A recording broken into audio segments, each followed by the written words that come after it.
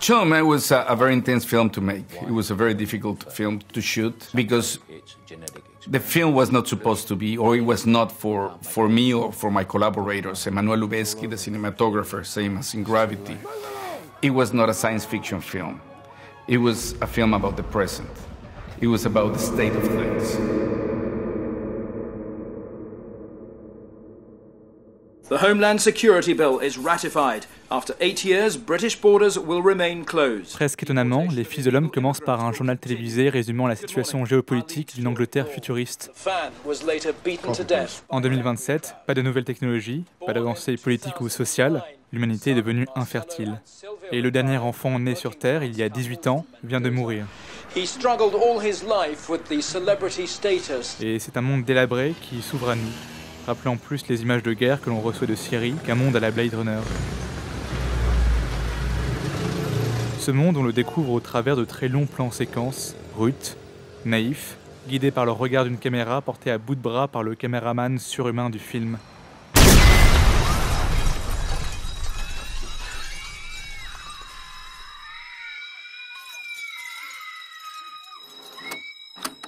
Cette scène est la toute première séquence du film. On y voit la caméra accourir vers les lieux de l'explosion, comme le ferait un reporter, choqué, à la recherche de survivants. Et le film n'aura alors pas commencé depuis plus de 3 minutes, qu'un sentiment tout particulier nous saisit déjà, nous, spectateurs. L'impression que la caméra, dont on a pris l'habitude au cinéma, et particulièrement dans le cinéma de science-fiction, de la voir comme omnipotente, invisible, cette caméra semble ici n'avoir aucun contrôle sur les événements qu'elle filme. Et cette œuvre, comme d'autres, comme par exemple L'Arche russe d'Alexandre Sokourov, tournée en un seul et unique plan de 96 minutes, ou les harmonies Werkmeister de Béla Tarr, dont chaque plan a une durée moyenne de 4 minutes 38, toutes ces œuvres, aussi différentes qu'elles soient, en déconstruisant l'usage du montage au cinéma, posent une question fondamentale. Qu'est-ce qui nous touche vraiment dans un film ?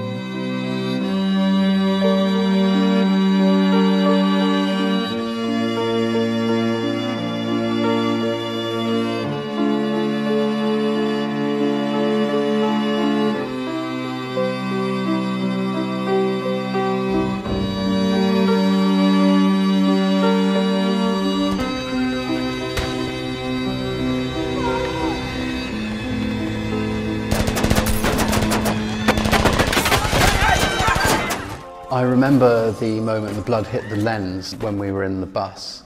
I was obviously still behind Clive and my brother Chunky was behind me and he was screaming over all the gunfire, you've got to cut, there's blood all over the lens. But somehow, to me, it all felt right. Not to mention it was the last go of the day. We were in our last hour of daylight. And my instinct told me to continue, so we continued. And it's one of those moments in the shot that seemed to get a lot of attention. It's one of those moments that sort of added to the realism and the grittiness and the journalistic feel that we were trying to achieve with the shot. La caméra semble bouger de manière désordonnée, et l'absence de cut, de montage dans ses prises de vue a pour effet de lui donner une existence physique et directement affectée par le monde qui l'entoure, réagissant aux événements qui s'y déroulent. C'est un sentiment très similaire à celui qu'on aurait face à un reportage de guerre, où un point de vue subjectif, celui du reporter se plaçant dans une position de témoignage, rend compte d'un état des choses. Car voilà l'essence des Fils de l'Homme, ne surtout jamais juger les personnages et se positionner en témoin d'un monde ayant perdu espoir.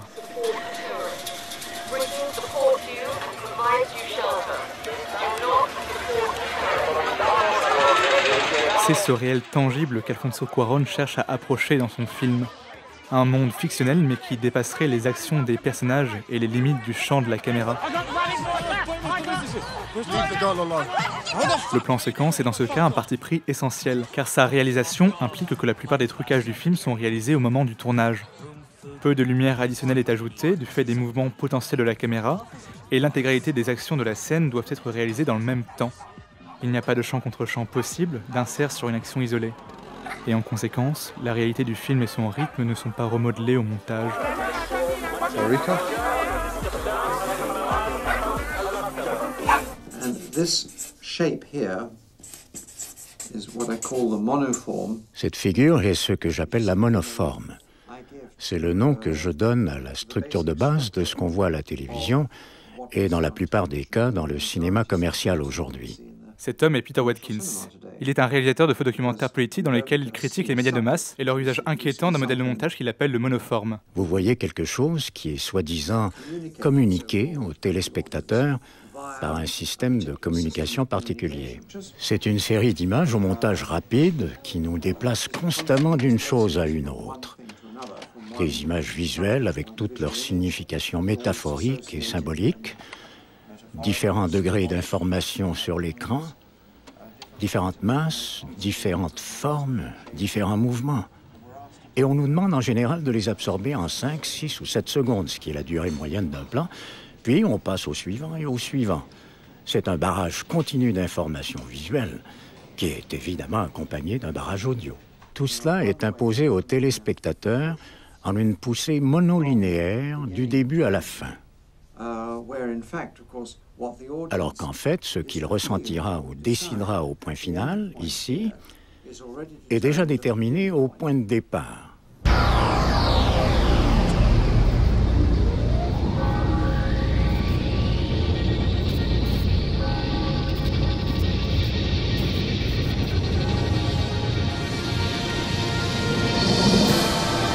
Les médias dans Les Fils de l'Homme possèdent une influence immense sur la population.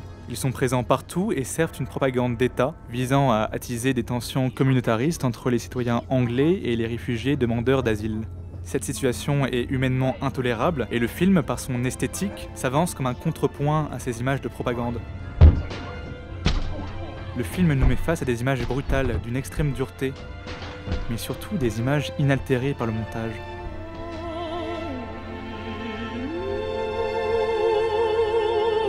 Et là, le plan séquence acquiert un rôle politique. Des éléments de l'arrière-plan se retrouvent traités avec l'importance d'éléments du premier plan, nous poussant à observer ce monde non pas du point de vue exclusif du héros, mais en fait de celui du réalisateur, qui choisit de se poser en observateur, comme un reporter filmant un monde qu'il aurait lui-même imaginé.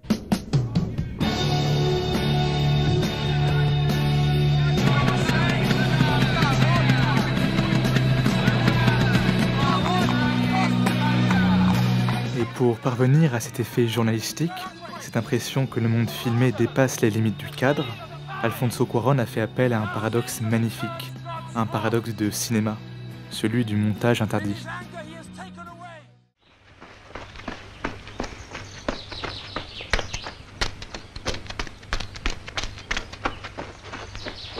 Le montage interdit, c'est l'association de deux articles parus dans les Cahiers du cinéma au début des années 50 et écrits par André Bazin, grand critique et théoricien du cinéma qui eut une influence considérable sur les cinéastes de la Nouvelle Vague et particulièrement sur François Truffaut, qui le considérait comme son père adoptif. Il faut dire qu'André Bazin, c'était plus pour vous qu'un grand critique, plus qu'un ami, c'était presque un père, parce qu'il a joué un rôle assez considérable à un certain moment dans votre vie. Oui, mais enfin c'était le plus grand critique de cinéma, de la Libération jusqu'à... Oui, vous dites d'ailleurs que c'est plus qu'un critique, c'est un écrivain de cinéma. Dans son texte, il émet le constat que si le montage est utilisé exclusivement pour truquer la réalité, il devient par là même anti-cinématographique. Bazin prend pour exemple le film Crin Blanc d'Albert Lamorisse. Ce film raconte l'histoire de la fougueuse amitié que construit un enfant, Folco, avec un cheval sauvage, Crin Blanc, tous les deux à leur manière possédant un caractère particulièrement fougueux. Ce film est considéré comme l'un des meilleurs films pour enfants jamais réalisés, mais ce qui le rend aussi beau, c'est que l'amitié existant entre les deux personnages est montrée directement. Crin Blanc gambade réellement avec Folco sur le dos et sans selle, dans des paysages qu'on connaît, en l'occurrence les marais de Camargue. Et une partie de la force brute de ce film vient justement de ce pan de réel qui vient nourrir l'imaginaire.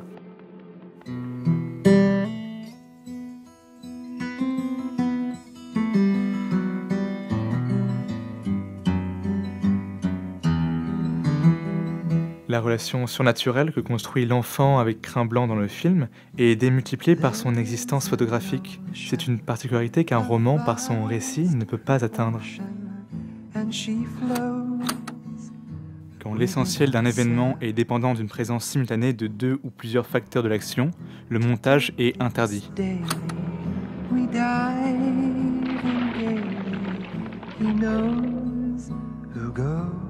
Pour illustrer cette conjecture esthétique, Bazin prend exemple d'une séquence périlleuse du film, où l'on voit Folko, l'enfant, se retrouvant traîné par Crin Blanc dans les marais.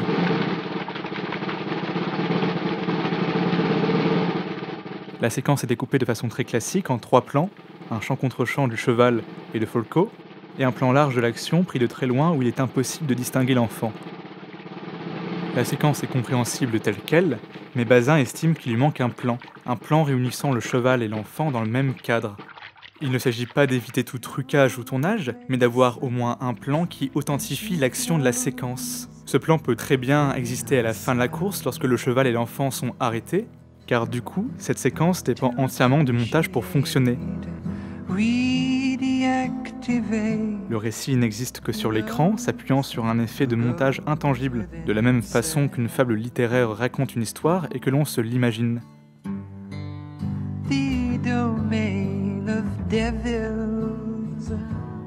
Là se situe le paradoxe du montage interdit, où le montage, utilisé comme trucage, met à mal le respect de l'unité photographique de l'événement, et de là la consistance même de l'effet cinématographique.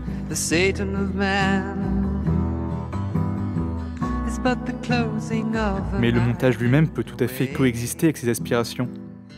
La preuve en est donnée par des films comme Mad Max Fury Road, qui tirent sa puissance phénoménale de la réalité des courses-poursuites et des explosions qu'il met en scène.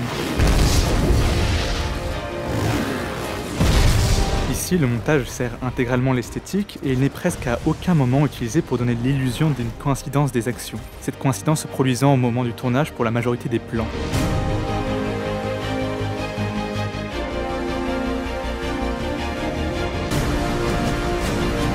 Et sur le même principe, c'est le montage interdit qui donne une partie de sa force à des films comme Conan le Barbare, à l'opposé de son remake numérique de 2011. Conan le Barbare tire une partie de sa puissance de la tangibilité de ses séquences. Conan court réellement sur une steppe au coucher du soleil, tandis que son alter ego de 2011 le fait sur fond vert. Personne n'est dupe et le film perd une grande partie de sa force.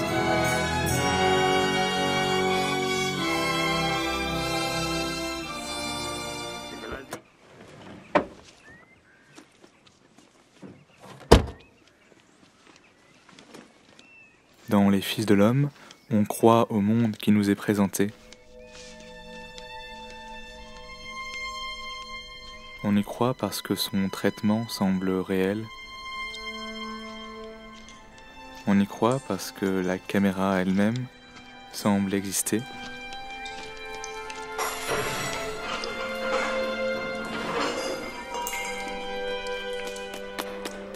Et que si elle se tournait sur la droite, ou sur la gauche, au détour d'un plan,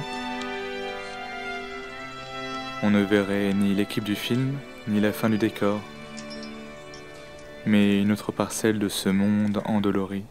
I was 31, midwife at the John Radcliffe. I was doing a stint in the antenatal clinic. 3 of my patients miscarried in 1 week. As the sound of the playgrounds faded, the despair set in.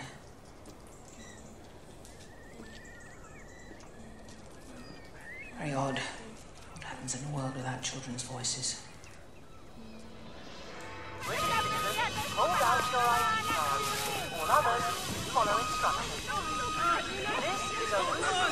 La caméra n'est plus bloquée par le point de vue du héros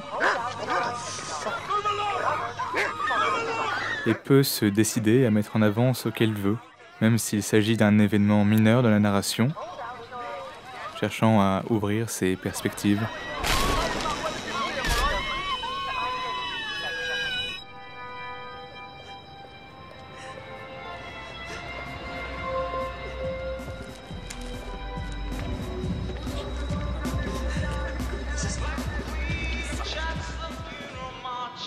Couldn't save La Pietà.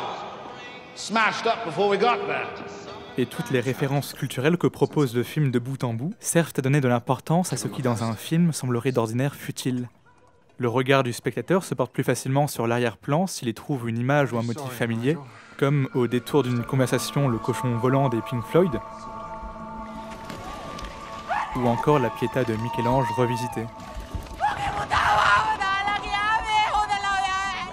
Plusieurs couches de réalité sont ainsi accessibles, et en se posant comme témoin plutôt qu'en faiseur, La caméra des Fils de l'Homme élargit notre sensation de réalité et nous pousse à envisager notre relation au film de la même façon que l'on devrait envisager notre relation à notre environnement, en n'oubliant surtout jamais l'arrière-plan.